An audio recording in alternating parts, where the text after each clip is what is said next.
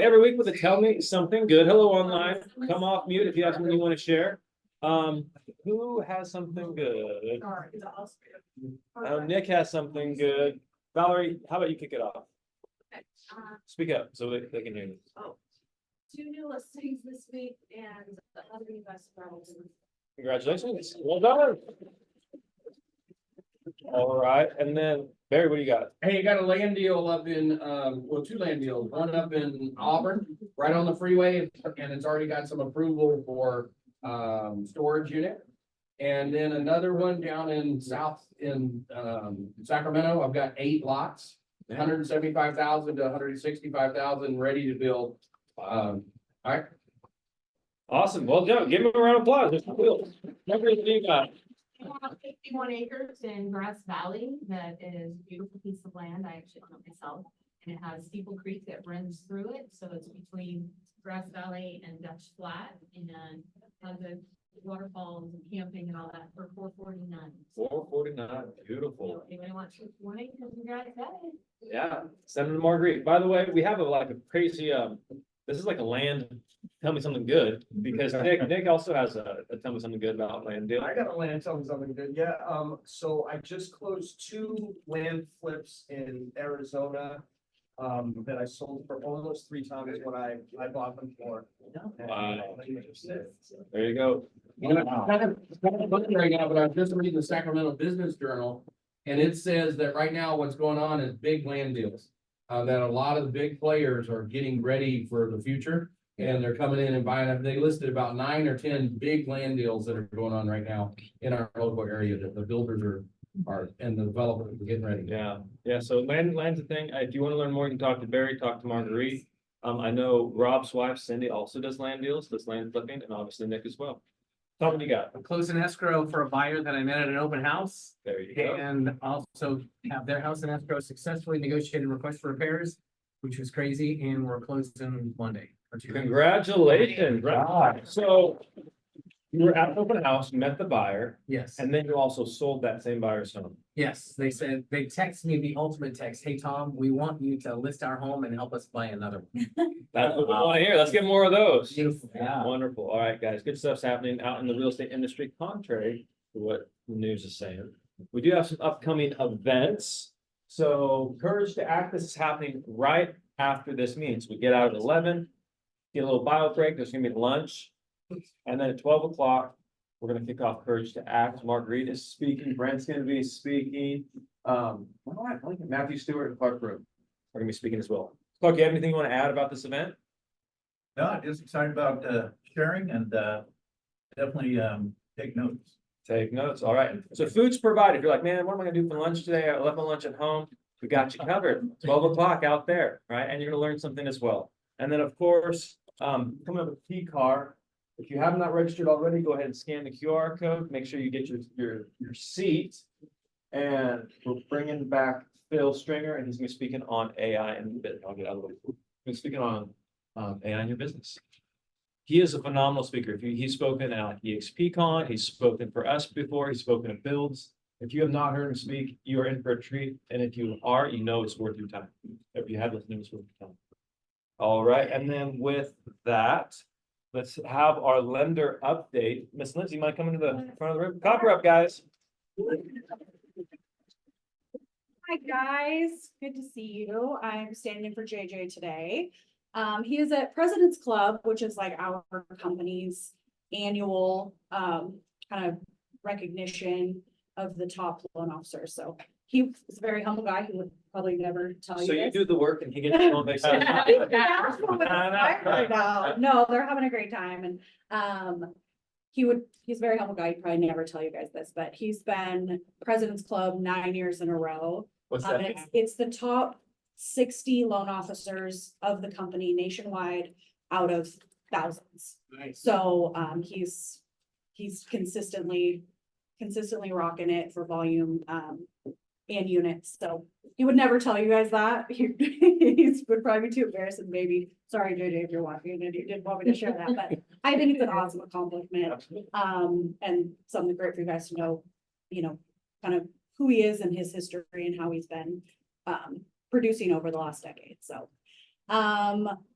one of the things that we wanted to share, I think I'd mentioned it on the meeting, but any of your clients for the Dream for All program, that's now coming up. It sounds like the first week or so of June, they should be releasing. Some of your clients may be getting emails about different like eligibility requirements that they're gonna be sending out straight from Cal HFA. So all of your clients that have been pre-approved with us for that program, we sent them out that notification that they may or may not be receiving something through this random audit. But June, or the first week or so of June is what they have said. So that's exciting for any of your clients that have been waiting in anticipation for that program. Rates held pretty steady today over the last few days. We haven't really seen too much change. And then wanted to just kind of share a little story. It's with one of your guys' agents, but we're around in the corner to closing on a deal that probably we should have probably recommended that he just sold his house and used the proceeds to buy the next one, because really that was absolutely the path of least resistance. But he has 5 kids and multiple businesses, and that was just too busy for their life to try to do a contingent sale, sell, and then buy something else. And so we've had to try to figure out how can we do this for him. He needed to pull the money out of his equity of his house, couldn't qualify to do a bridge loan with his self-employed income. So within one escrow period, have done 2 loans, a HELOC on his primary residence, followed up by a bank statement loan to qualify him with his self-employed income to close. And we'll miss the cutoff by a couple of days for funding. I think it's supposed to close this Friday, but it's going to close on probably Monday or Tuesday. But we squeezed 2 loans back to back into a 30-day escrow period, which allowed him to keep his family in his house, so he didn't have to move his 5 children out in kind of a rushed manner. And it was really what he wanted. What was it? And I think mother-in-law was there too. Oh, yeah. Your mother-in-law happy. 4 plus mom. Okay. So, at the end of the day, we got creative on how to make that happen for him, and they seem really happy. So just wanted to share that story. I thought that it was a cool one. So essentially that was a buy before you sell. Yes, except that can be done with like a bridge loan. This situation, we ended up doing a home equity line of credit to pull the money out of his current primary, and then use that as his down payment on the purchase. And he had to do that because he was buying a jumbo loan, it's $1 million house. Yep. And he needed 20%. So for this scenario.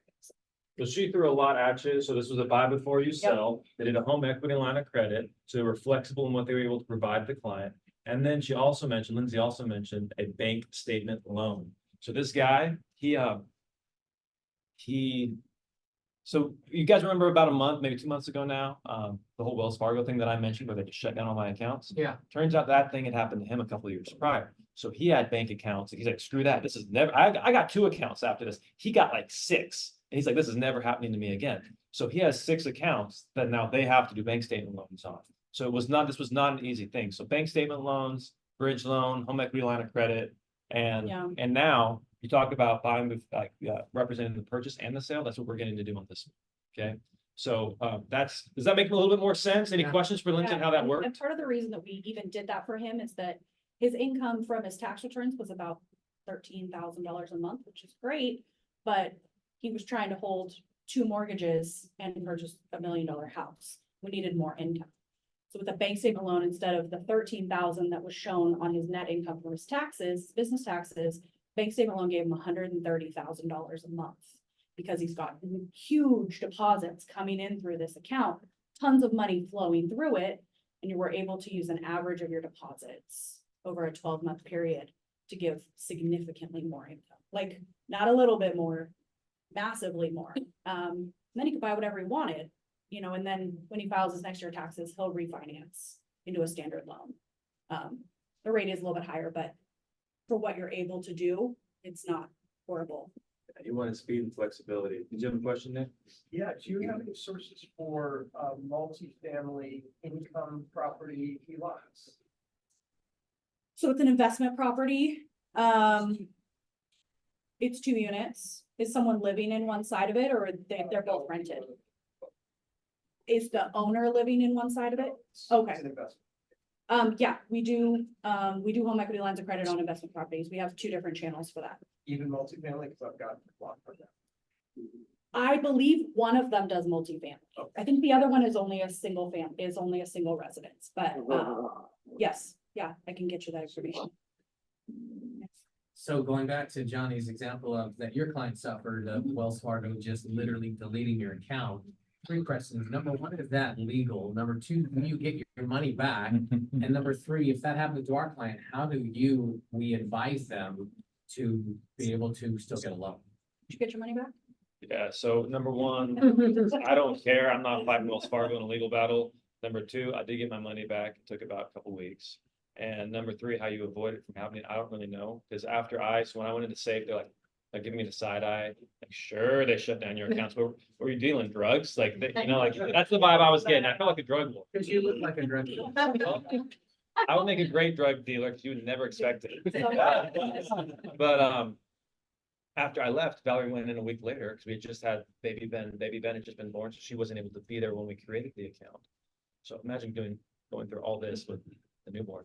And so Valerie went back in, and just in that 1 week period, that same branch here in Rockland, that same safe branch. So it's a small branch. 5 different people have come in with the same problem. Wow. So she's like, okay, either you guys are all dealing drugs or it's a real problem. Yeah, so what they had told me is that because it was a business account, my statement of information with the state of California the address did not match what I had with Wells Fargo. That address did not match with the state. So that was your justification for shutting down all So your that's what they told me. Yeah, and they shut down not only my business, but also my personal. Was that without warning? Depends on who you talk to. They said that they gave me tons of warning, but after the accounts have been shut down, I got like 14 pieces of mail to the address that they said was the wrong address and why they were shutting down the mail or shutting down the accounts. Yeah, so to me, that's without warning, but. Okay, so bottom line, you have to give them a no-doc loan, or is that? So for qualifying purposes, if we can show like for Johnny, like Johnny said, his account was shut down for 2 weeks and then he transferred those funds over. When we're looking at your assets, if you've moved money from one account and it gets shut and it goes to the next, that's okay. We just need to show, if it happens within that 2-month period where we're asking for your bank statements. So say this happened 4 months ago, and now we're only looking at your most recent 2 months of bank statements. We just see that you have a balance, not that you transferred it from another bank. So it doesn't necessarily impact your qualifying. But say this happened while you were a month from buying a house and you shut down your accounts and transfer all your money to another one. We just have to show, the last statement from your last account. And then usually they'll be able to show like the deposit into the new bank account then we can match those things up. So it's really not a deal breaker by any means. There's somebody online with a question or? Okay, cool. All right, so last thing. I'll say, why this buy before you sell? Why this buy before you sell is, I think, very important, is when you're at open houses, when you're meeting with clients, when you're meeting with sellers, just pitch the buy before you sell. They want that easy solution. They may not qualify for it, it may not work, but now you're differentiating yourself at no cost to you. It's not like you're buying a home warranty, you're not paying for staging, you're just offering a service at no cost to you. So I would strongly recommend the buy before you sell. And then the second thing that we're really winning with right now, as far as listings go, is our Smart Seller program. Smart Seller program basically means you can cancel the listing agreement at any time.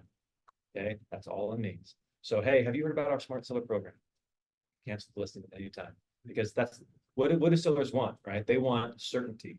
And when they're signing up with you, their fear is that you're going to deliver something different than what you're telling them. So with that Smart Seller program, it keeps them in control. And yeah, so those 2 things: buy before you sell, Smart Seller program. Is that helpful? Yeah. It's free. Are you guys going to implement it? Oh, come on. There we go. Tom's got it. All right. So thank you so much, Lindsay. Everybody give Lindsay a round of applause. And then for today, so there's been this, I guess I just heard about this NAR lawsuit. Have you guys heard about this NAR lawsuit? It's brand new stuff, right? So we figured who better than the broker from Northern California with EXP to kind of give you an update and share what is happening. And so everybody, please welcome to the room, front of the room, Mr. Ryan Rosas. Hello.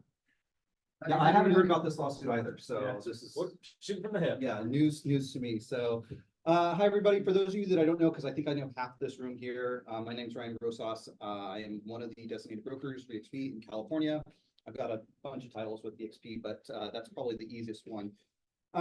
So the NAR lawsuit, I know you guys have heard about it, right? Primarily in California, we are seeing certain changes that are going to result with us, really with our MLS and with the buyer broker agreements. The lawsuit's on a national level, right? And so there's a lot of states that don't even have buyer broker agreements to begin with. And so this is a whole different thing for them.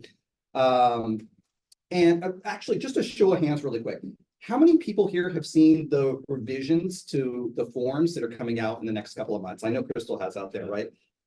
It's crazy. If you've seen the new listing agreement, it takes like an accountant to try to figure it out, A plus C minus T, right? All of this stuff.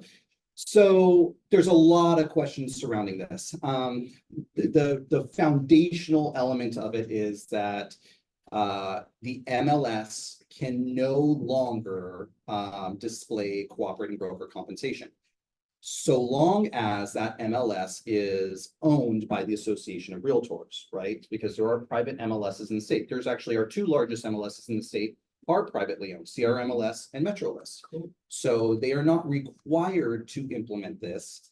CRMLS has already, they've already made the change. They've taken out buyer broker agreement and replaced it with concessions. MetroList hasn't announced exactly what they're planning on to do, but kind of like Clear Cooperation, if you guys remember Clear Cooperation, they basically created their own rule to duplicate it. So we will likely see that MetroList will also do this. They just changed the name. Instead of calling it commissions, they call it concession. Yes, I mean, concession is kind of being used in an ambiguous way, but we know, right, that that's kind of what it's intended for. But so if you guys know anything about the lawsuit, right? So the lawsuit has a settlement, it's a class action lawsuit, but the Department of Justice is also involved with the lawsuit, right?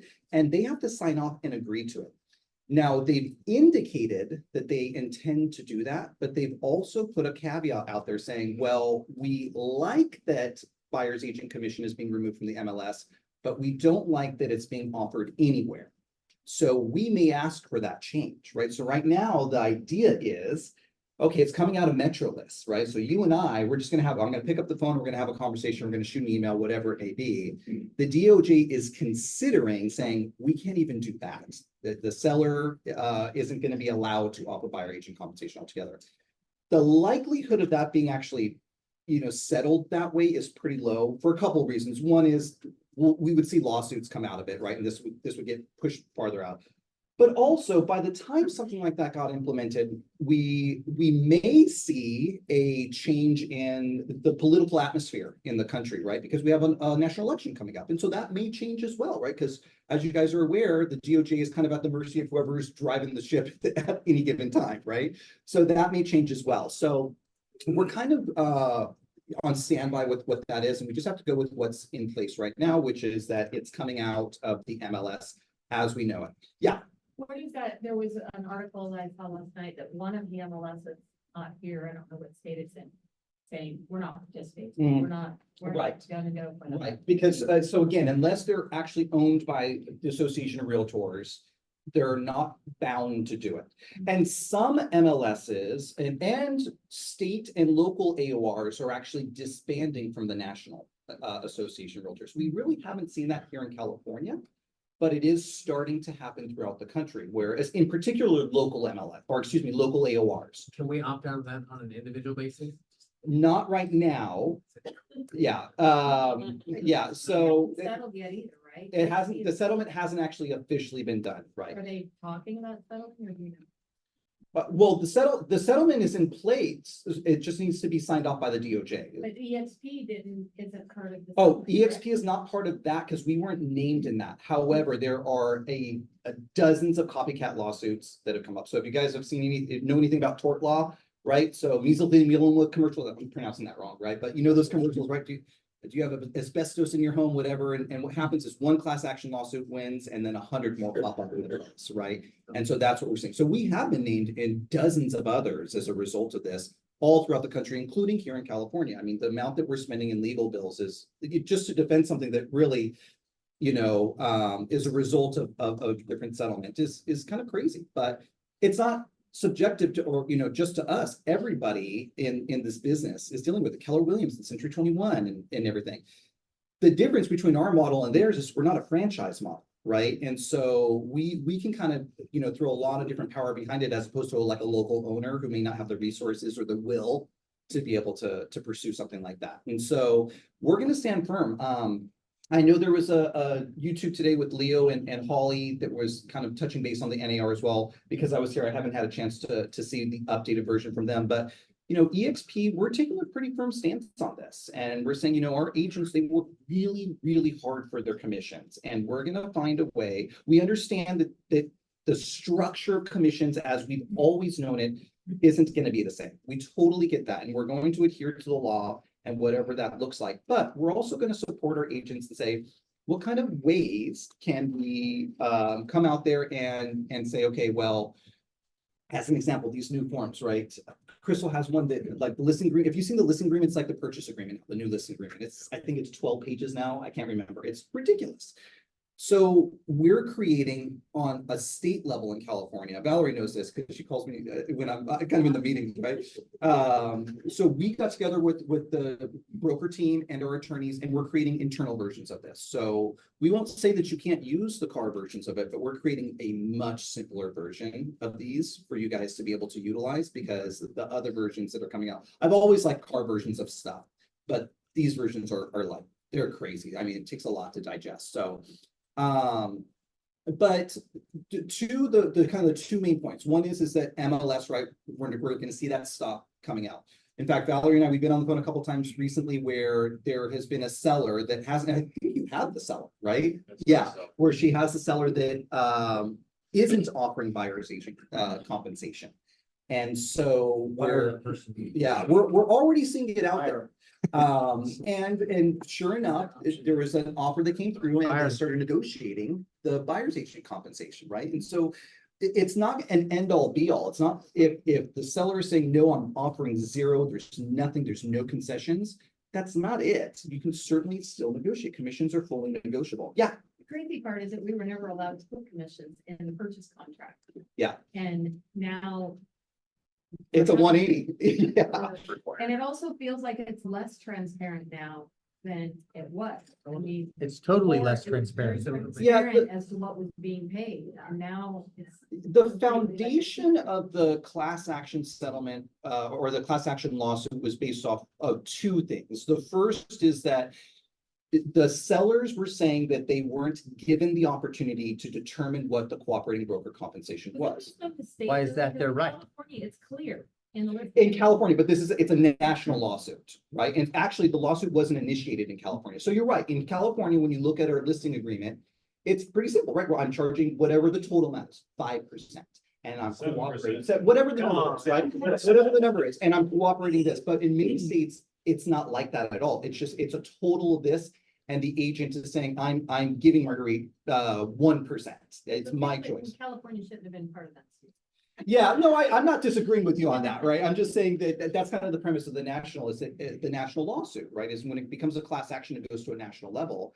And they're saying, well, Johnny was charging 7% and he was choosing to keep 6% and cooperating 1%. And the sellers were saying, well, wait a minute. That's my money. I'm paying, right? This is the premise. I'm not agreeing or disagreeing. I'm just saying the premise of it is I'm paying. I negotiated 7%. I'm happy to pay 7%, but it's my choice as the seller to determine how much I'm going to be willing to offer somebody else, right?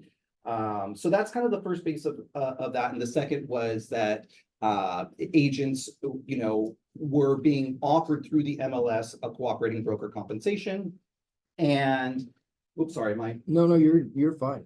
No, you're perfect. okay, well, I was probably looking at my butt or something, but we're offering a cooperating broker compensation. What about people that aren't members of the association, right? And they want to bring, what does that look like? And we all know that, if you have somebody that comes in that's a licensee that's not a member of the association, we can still negotiate. There's nothing that prohibits it, especially here in California, that prohibits us from still providing that. But again, this is a national lawsuit, right? And there are certain areas, certain states that aren't as transparent with that kind of stuff. And so as a result, nationally, the National Association of Realtors is saying we're making changes.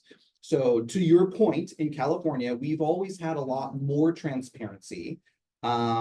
But we are also members of the Association of Realtors as a brokerage and as agents. And so when they make rules changes, we don't have a choice, right? It is not, so long as we're members, we don't have a choice except to adopt their rules. Now, in this particular case, again, their rules are applicable to MLSs that are owned by the ARS. They can't control privately owned MLSs, but we're likely going to see, as we already have with CRMLS, and we'll likely see with MetroList, which is all of ours, right, that it will be implemented in some fashion. So what does that look like moving forward, right? So how many here do you guys primarily work with listings, both buyers agents? How many here are like true buyers agents? Anybody? Or do you guys work with their? Yeah. So I remember, I mean, Drew and I, we kind of started in business at the same time. And I remember going to, the mentor classes and the contracts classes, and they would talk about buyer broker agreements. And what they would say is, I remember specifically being told, it's really a psychological agreement, right? It's a handshake deal, right? Because nobody, first of all, people really don't use them. And it's really more of a handshake deal. So you don't walk into the new home builder, right? I remember being told that kind of stuff. And for a long time in our industry, there was truth to that. There was, that wasn't incorrect. But moving forward, as realtors, beginning on August 17th, we no longer have an option. We must use buyer broker agreements moving forward as a part of our membership in this national association, right? So what does that look like? For me, a big piece of it is, if you have ever gone to a listing agreement, or a listing appointment, excuse me, and you're talking to a seller about listing the property, you're sharing your value proposition with them, right? I charge 7%, 4%, 20%, whatever the number is, fully negotiable, right? I charge this, and here's why I am charging that, because the value that I bring to you is X, right? It should really be no different moving forward with the buyer broker agreements. We need to be having those conversations with the buyers about what my compensation is. I'm charging 3%. I'm charging 4%, whatever that number may be, because the value for me representing you as a buyer is XYZ, right? And then what we're going to do is we're going to do our best to negotiate with the seller. Hopefully the seller is still offering buyer's agent compensation. And I think I said this 6 months ago or 7 months ago when I was in one of these meetings. If you have a seller that is considering not offering buyer's agent compensation, here's a really great point. Unless they're selling that property and moving to Puerto Rico, like Brent, right? They're probably buying on the other side, right? Are they prepared to pay their agent the commission as a buyer's agent, right? And so that's kind of the conversation I have. Hey, listen, it's just going to happen to you in reverse, right? What happens if that seller doesn't happen? Are you willing to pay me? Because if not, I don't work for free, right? Yeah. Can I share a quick example I had, Yeah. a live example? I sat with a seller and they wanted to understand the confusion. So my position was, it's up to you, but here's really the ramifications. If you choose not to have any concession for a buy side, what you've done by choice is eliminate 60% of the buyer pool that is more emotionally ready to pay you a higher price. So if you're prepared for that, we can go down that road, but we're going to narrow it down to 40% of the buyer pool. And I believe that's probably going to hurt your end sales price. Is that a direction you want to go? And they thought about it differently when they realized their actions would eliminate a large swath of the group that can execute a purchase. Is that 60-40 based on something actual data, or is that just? Yeah. I got 1,000 closings, I'm gonna tell you that. So here's an extreme I example. got enough closings to tell you that's right. So we pulled the numbers with the help of Brian Lundquist, for all properties that sold over $2 million. We're looking for like the luxury, ultra luxury homes here in the region. And what was it about? almost 80% of the homes that sold offered 2.5% buyer commission on homes over $2 million. Right. And so most of the people we're doing deals with are below that price. Yeah. So if they see the value in that, if the builders see the value in that, and they're paying way more than you are, granted, it's relative. Yeah. But, yeah, so it was over 80% was 80% was 2.5, and then I think another 10% was 2%. And so they were paying a sizable amount. Johnny, a question about that based on what you both said. If in fact, the reason for the lawsuit is because buyers felt that they weren't being disclosed, Sellers, it was, the sellers? yeah, it's the sellers. Okay, Yeah. yeah, they thought that they didn't know where their commissions were going. Attorneys. How does the solution solve that problem? The solution being eliminating. So, the okay, fee, so funny enough, Crystal, do you have that new listing agreement really quick? So funny enough, I'm gonna show you guys an example. It's like you punched me in the face so I can see. Yeah, so when you That's look all. at Carr's new variation of the listing I want to agreement, know that answer too. right? You look at our old version where it's whatever, 5%, 6%, 7%, right? And then it kind of breaks down separately what the cooperating broker compensation, Car's new version of the listing agreement literally breaks it down. You as the listing agent by yourself get whatever the number is, 2%, right? If a buyer's agent comes in, seller, are you willing to offer anything? If so, what is that? If somebody comes in unrepresented, what does that look like? So we got together, all of the designated brokers and brokers from other brokerages and attorneys from CRMLS, we got together and CRMLS was on here and they were saying, okay, I want you to take a scenario where we're charging 4%, there's 4% total commission. And I want you to break it down in here, right? Because it talks about if C1 plus C2 equals this, so C4.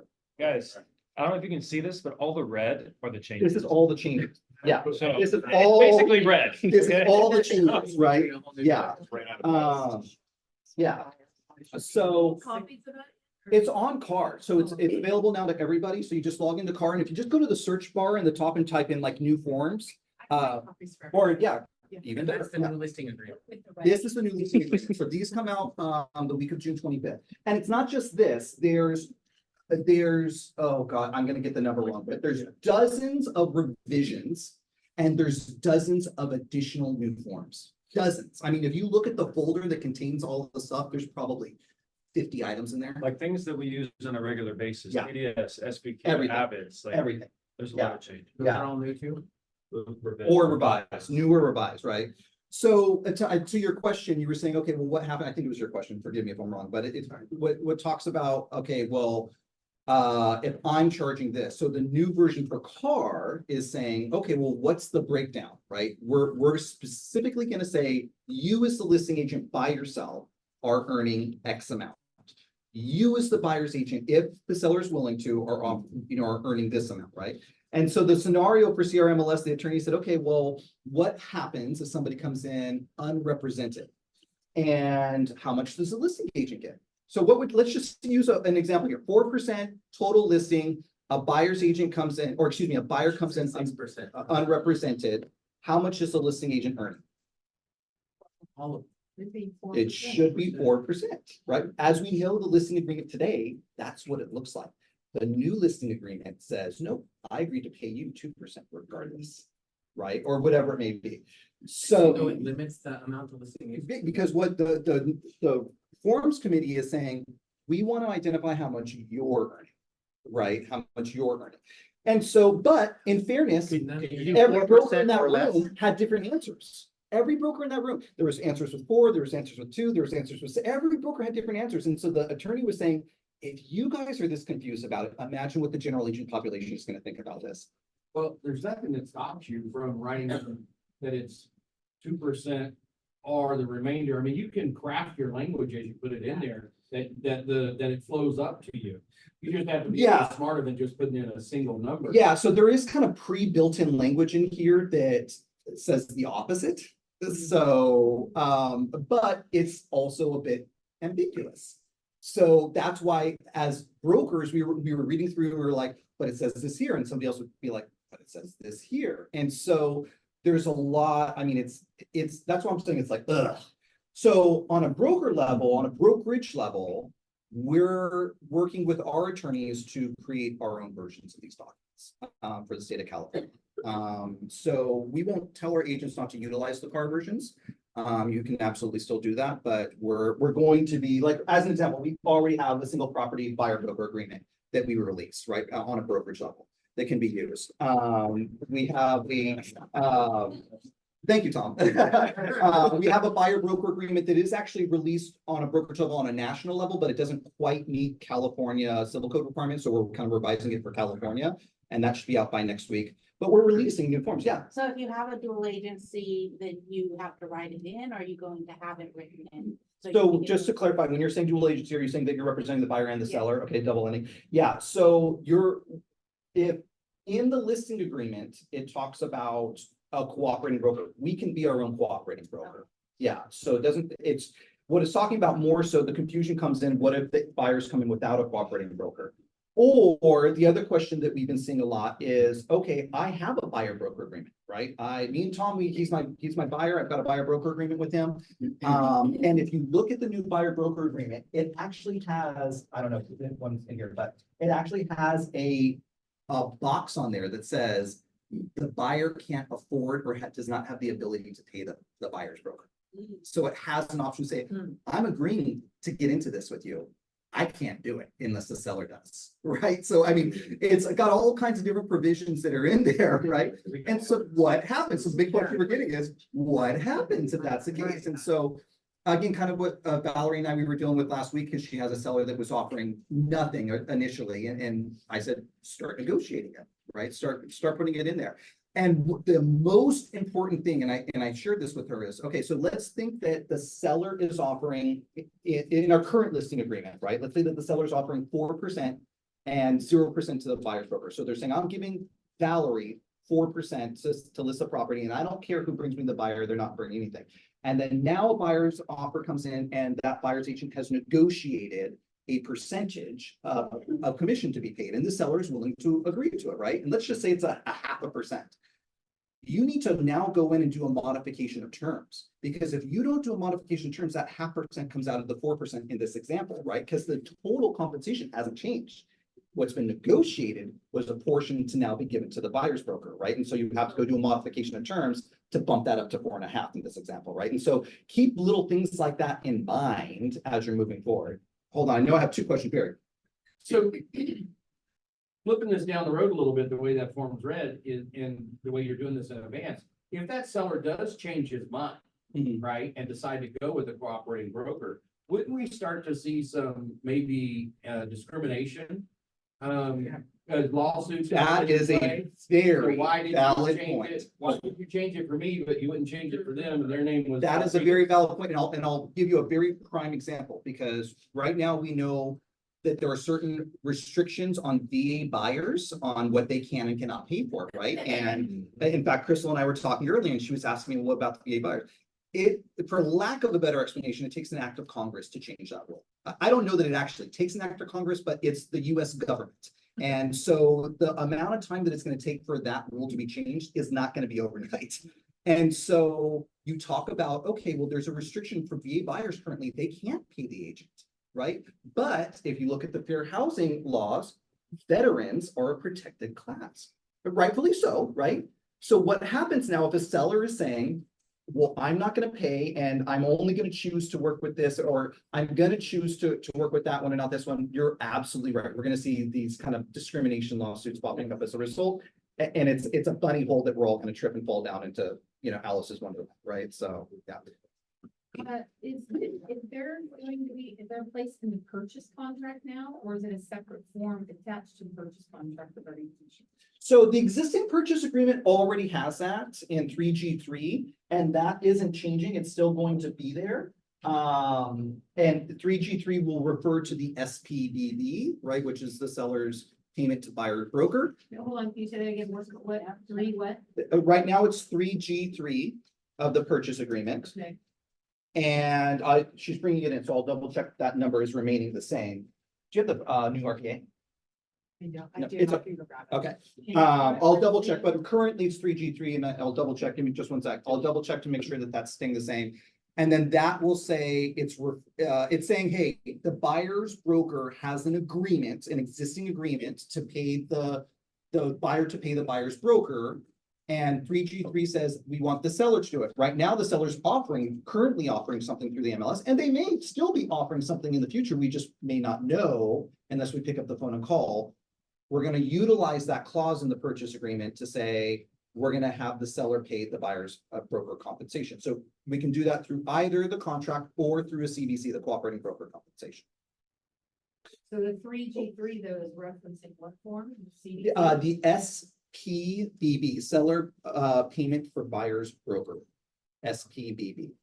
I know, it's crazy that I have all these acronyms memorized. I Right? don't know what happens when both parties refuse to pay the commission. Hold on, just a sec. I'll come to you in just a sec. Yeah.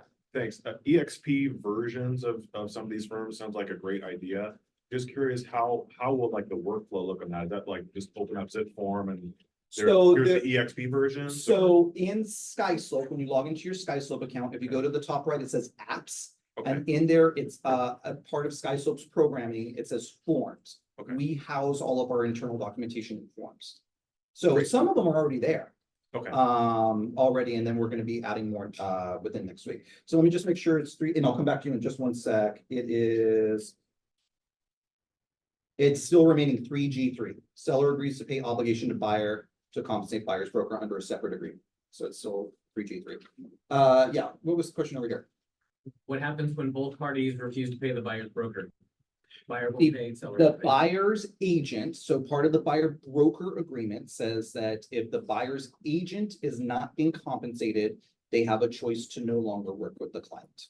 So you're not obligated, you can sever agency relationship, you're no longer obligated to work. Now, you guys, it's a business decision, right? Is there more value in saying, okay, I know you don't have the money to pay and they're not paying, but you're a referral from these clients that I've worked with for years. You got to make that business decision on what is best for you. We work in 100% commission environment. And so each one of you are business owners, right? So you've got to make the decision that's right for you, but it does have a provision in there that allows and grants for us to say, okay, we're not. Just like on the listing agreement right now, if there's a previous listing agreement and somebody that's on the exclusion list comes in, we as listing agents don't have to, represent the seller for free anymore, right? We can say, I'm not going to do it. So same kind of provision. Yeah. So if we choose to use the EXP form when it comes out, will we have the ability to use our legal representation? Yes, that doesn't change. So the car legal representation is is part of your membership in CAR as a whole. It's not restricted to just this. And part of the reason is in California, CAR can't require, nobody can require that the principals utilize certain contracts. They recommend it. They say, hey, look, we have a forms committee that has put blood, sweat, and tears into this. And it's based off of previous lawsuits and new things, and we recommend it, but they can't require it. And technically speaking, Johnny and I can draft up a contract on a cocktail napkin if we wanted to, so long as it has, the certain provisions that a contract requires, right? The names, the compensation, things like that. And you may have already covered this before I came in, I apologize. The MLSs have an agreement that says that you can't negotiate other than what's presented in the MLS. How does that play into this? So we don't know yet is the answer, because we haven't seen the revisions to their rules. Those especially, and when I say there's over 100 MLSs in the state of California. Primarily the people in this room, I would assume, are using MetroList or some variation of it, Aries, right? It's all owned by Rapattoni.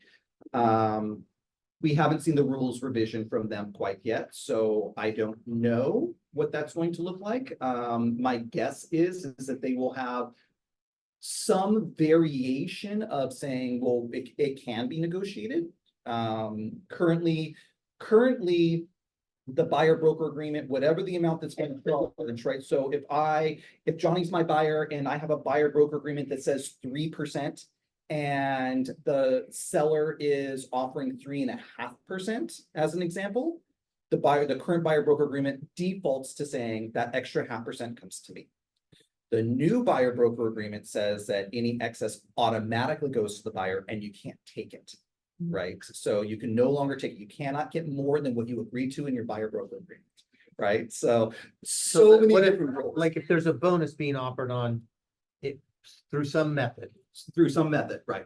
The There- new variation of the buyer broker agreement says, too bad, so sad. Isn't that violating the seller's constitutional rights for free speech? I mean, And what does that solve? taking away a tool from the seller. Look, I want to offer $2,000. I got horrible carpet. right? I wanna, I wanna bring Well, some so value here. concessions are still going to be available, right? That So, doesn't go to you, that goes to the buyer. but that goes to the buyer. So if the buyer, so the theory is, okay. But that throttles the seller and their rights. It limits their Yeah, I ability mean, to you get market into, their I property. mean, yeah, I mean, you're chasing it down a bunny hole. I'm not Yeah, no. agreeing or disagreeing with you. I'm just saying that that's what is coming. We need to be prepared for, right? Is that the new buyer broker agreement says, sorry, Charlie. Can you do Right. additional terms? You can, so the buyer broker agreement, you can modify it, right? So there's actually currently you can use the modification of terms for the buyer broker agreement, and there's actually a new version of it coming out specifically for the buyer broker agreement. Modify it. Modify it. And real quick before I forget, and I see you too, Crystal, the buyer broker agreements cannot exceed 30 days. They are good for 30 days only. They can only be extended for 30 days. And exclusive. So exclusive buyer broker agreements, 1 to 4 units and vacant lot is what it applies to. And listing agreements have a 2-year maximum, not that we really see listings go beyond 2 years, 2-year maximum, and it's a licensing issue. So if you violate it, the DRE can bring action against you.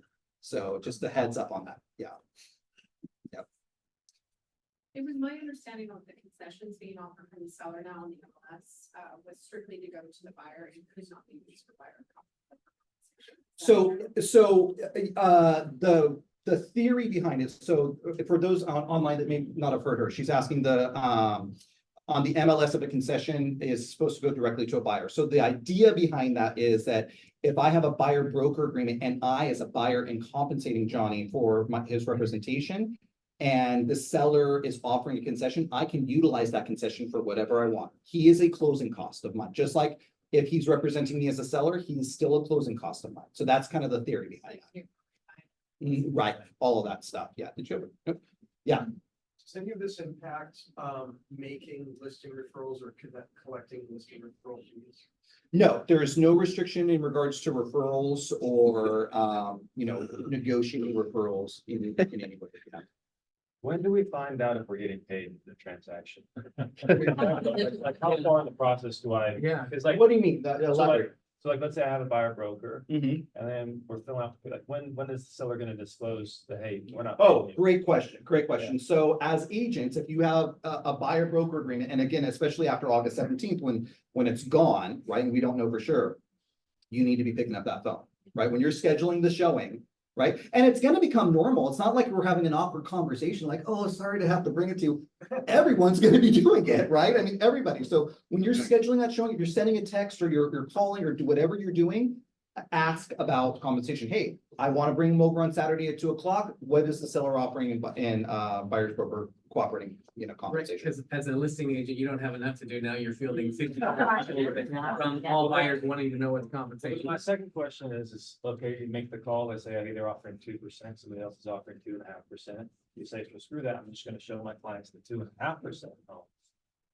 You get, and then they find out about that, what happens there? You gotta be careful with that because you have a fiduciary responsibility to your client to get them what they are looking for, and it cannot be influenced by your compensation. So unless you're getting zero and you choose not to work for them, you may find yourself in hot water with the Department of Real Estate. If you're saying, I am not going to show you house A because they are offering less, and I'm only going to show you house B. Now, real quick, hold on, real quick.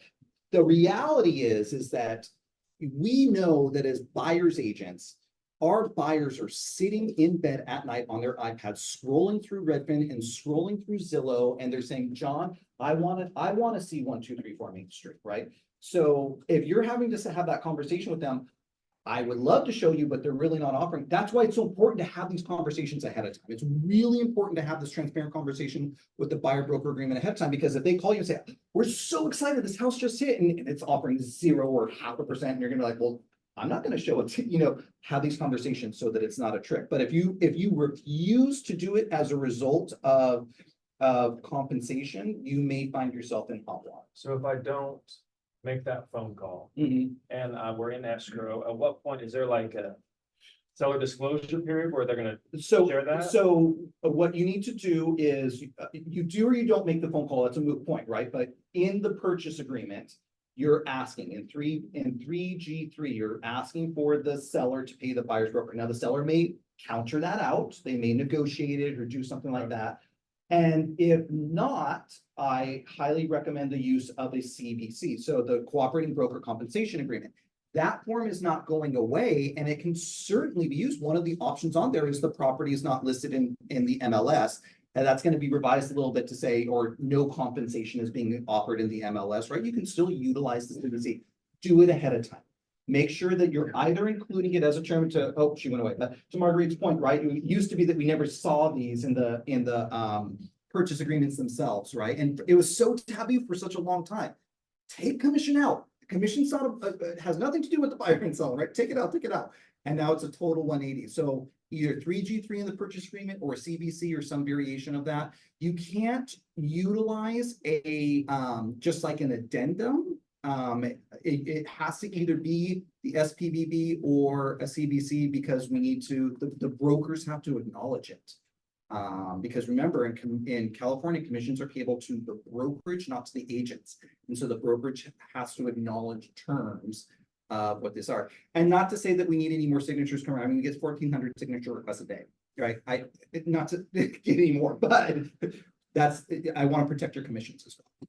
Right? Yeah, Barry.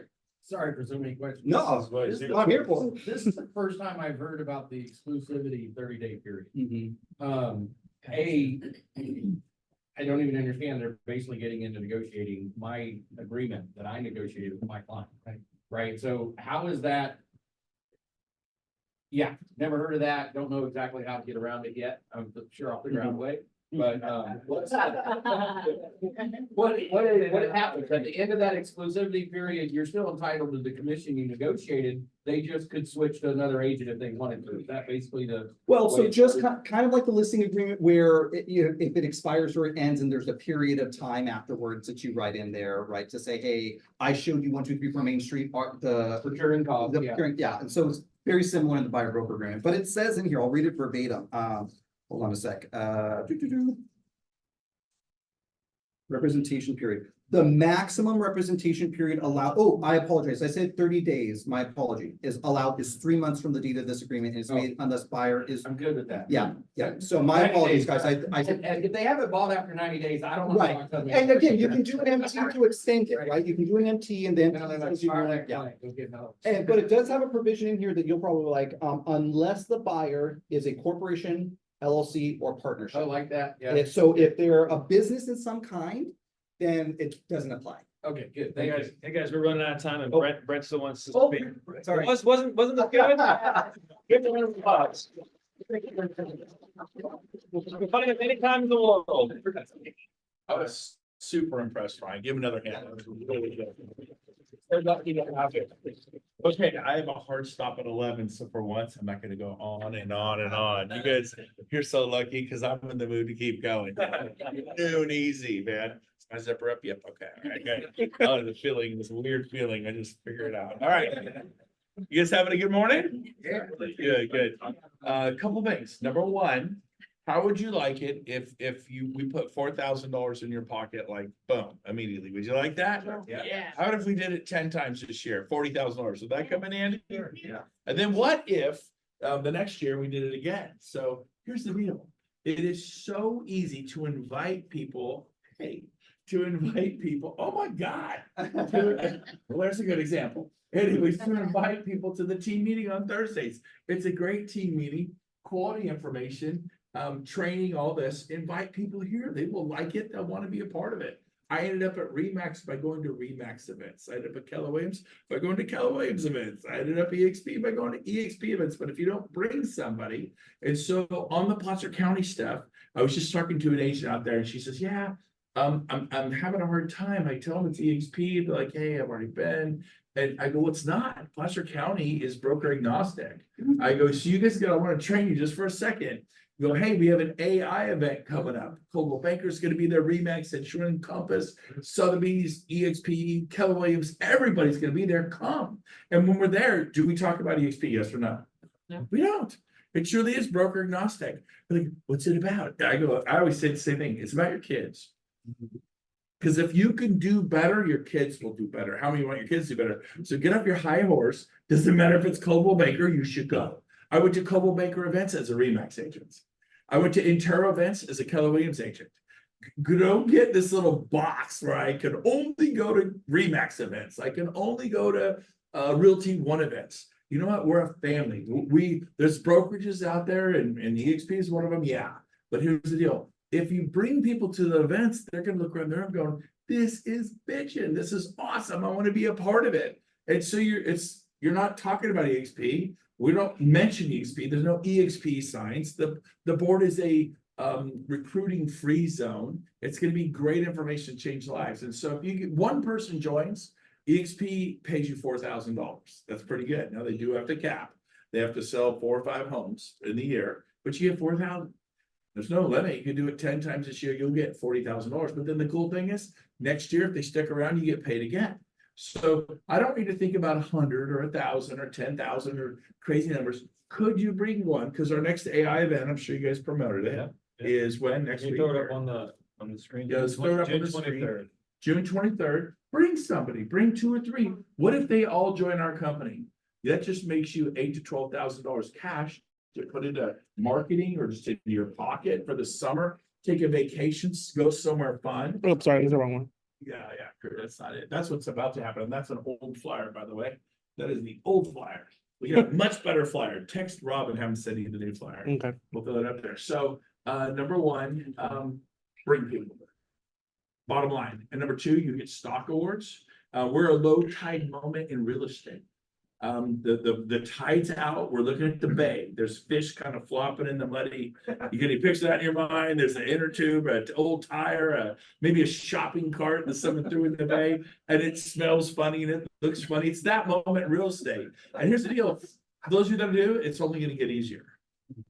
I got in 96. Every home I showed was boarded up. I used a mag light to show homes. I thought that was normal. Doesn't every agent have a mag light to show homes? Because you light up rooms because there's no power, and then you beat off criminals.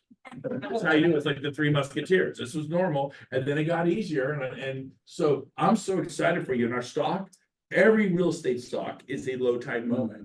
We're so undervalued. I personally believe our stock is going to double in the next 2, 3, 4 years. And so you'll be getting all these stock awards, and the people you bring will get all these stock awards. And I just had breakfast with Darcy Stratton. Anybody know her? And Cindy Silva. So I got here a few minutes late. We're at Mario's. You ever been to Mario's early ghost? Yeah. It was awesome. Enough said, but you should go. But they said, "Oh, I sold a bunch of our stock. We bought a not an orange orchard. It's out in Newcastle. Really had mandarin. Bought 20-acre mandarin orchard cash with their stock. Kathy sold some stock and Darcy, so they bought 20 acres in Newcastle. I'm sure, like, I know you got to feed your families, but it's okay to bring someone to the AI thing to learn. If they join, you're going to get $4,000 and you're going to get paid again next year and the year after year, and then you're going to get stock awards. And so you can bring them here. You could bring them there, you could bring them everywhere. So what time is it? Is it 11 o'clock? On the dot. Yep, hard stop. So I will say this. We are doing in 1 hour, lunch is served. We are doing courage to act. It takes courage to get listings. It gets courage to get buyers. It takes courage to prospect. I get it. And to play the long game, all that's a short game. You could sell 60 homes this year. We've done it. Kelly, have we done it? What does that pay you today? I don't even know, I just, it's there. What does it pay you today? Nothing. Right? I'm gonna make you say it, right? It all of us, all the homes we sold, we worked so hard. Mom and dad, 50 years. Someone pinned him down. He's like, "Oh, 40." She's like, "Well, Jim, 1973 and 2024." And so, but it's called the long game. And it's smart. When's the best time to plant a tree? 30 years ago. When's the next best time today? We are a low tide moment. Your stock, if you have any, is going to double in the next 2, 3 years. I really, really believe that with every fiber of my being. And so I will just say that to you. So at noon to 2, you're all invited. It's a 2-hour Courage Jack. It's the first time we've ever done anything in the office, like how we're kind of adjusting that room, and we have the black curtain up and the little base stage, and we have like 6 or 7 different speakers, and you're gonna be freaking blown away. I hope you all stay. Lunch is served at noon. It's just noon to 2. That's the long game. All the paperwork here, short game. And you do need to master the short game, but you gotta play the long game at the same time. What's that mean? You buy a little condo and you stash it away, don't sell it. You buy a little halfplex, you stash it away, don't sell it. And you let it appreciate over the next 20 to 30 years. Mom and dad bought a duplex, stashed it away, and didn't sell it. It's worth, what do you think the duplex is worth today? Probably 650,000. Paid for, and then they We bought it for 75. no, at the time, did that seem like a little or a lot? Seemed like a lot. probably. A lot of the time. Yeah, at the time. And then today, you get half a duplex each side is probably, $2,200 a side. That's $4,400 a month plus the Social Security. Thank God they played the long game while playing the short game. So buying investment real estate, the long game. Helping a few agents see the value of EXP, the long game. Yes, Barry. That $333 a month that you get from the 4,000 is better than you would get with most rentals that you bought today. Unless you have. Yeah. bought That's it 10 one years agent. ago, you get That's one one agent, it's gonna pay you more than getting a rental. Yep, and you too owned a Mandarin Orchard in Newcastle. I gotta go. Thanks. All right, guys, that's all we have for today. Who's gonna hang around for food to eat? Who wants some lunch? All right, I see a handful of hands, so there's gonna be plenty of food for you, but noon, the lunch is coming. See you guys next week. Bye all. Bye online.